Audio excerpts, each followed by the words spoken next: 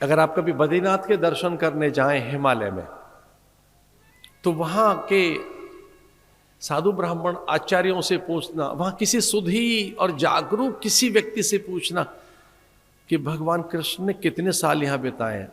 भगवान 120 बरस लीलाओं में रहे। भगवान का 120 बरस केवल। भगवान राम का लंबा समय था। भगवान राम ने 11,100 साल तो राज्य किया है। 11,100 बरस।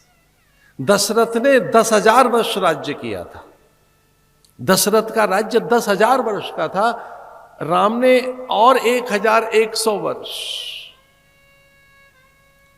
वो काल गणना कभी समझाएंगे कि त्रेता की काल गणना क्या थी, द्वापर की क्या है। लेकिन 14 बरस भगवान और द्रौपदी बद्रिकाश्रम में रहे। 14 बरस लगातार बद्रीनाथ में रहे भगवान। 14 बरस बद्रीनाथ में। आप कभी 4 दिन जंगल में रहकर आइए, 14 साल नहीं। कभी निर्जन वन में, झील के किनारे, किसी झरने के पास, कभी किसी सरोवर के पास, गुहा और गुफा में न भी सही तो किसी आश्रम में।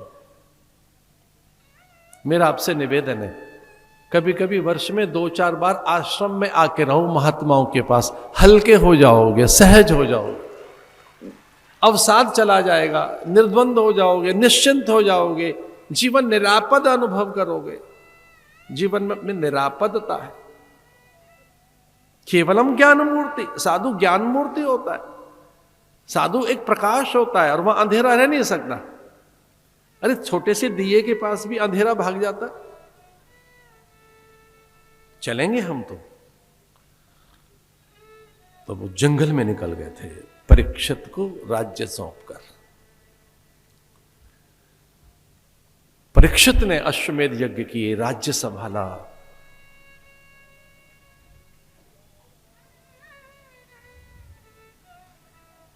दैव योग से कुछ योग बनना था, नए युग को आना था, द्वापर को जाना था। एक संध्या काल में बहुत थिन, बहुत बारीक एक रेखा कोई होती नहीं है। वो कुछ एक दो क्षण में भी तो नहीं बांट सकते कि कब संध्या हो गई और कब दोपहर चली गई।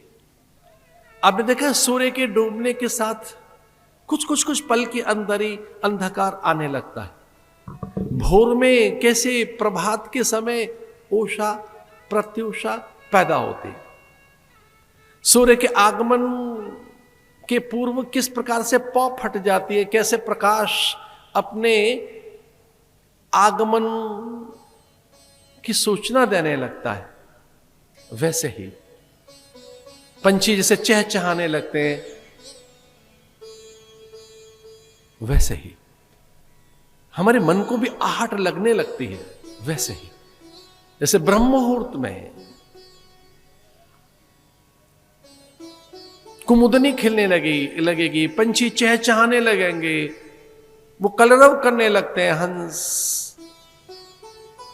सुधीजन स्वस्ति वाचन मंगलाचरण करने लगते हैं। वेद पाठी ये बटुक ये वेदाभ्यास करने लगते हैं।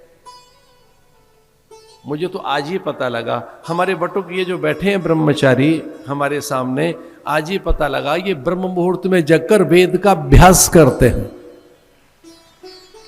शीतकाल के कारण मैंने कहा थोड़ा देरी से आना, पर उन्होंने कहा कि भले ही कभी बुलाओ, हम तो 4 बजे जगकर वेद पाठ आरंभ कर देते हैं।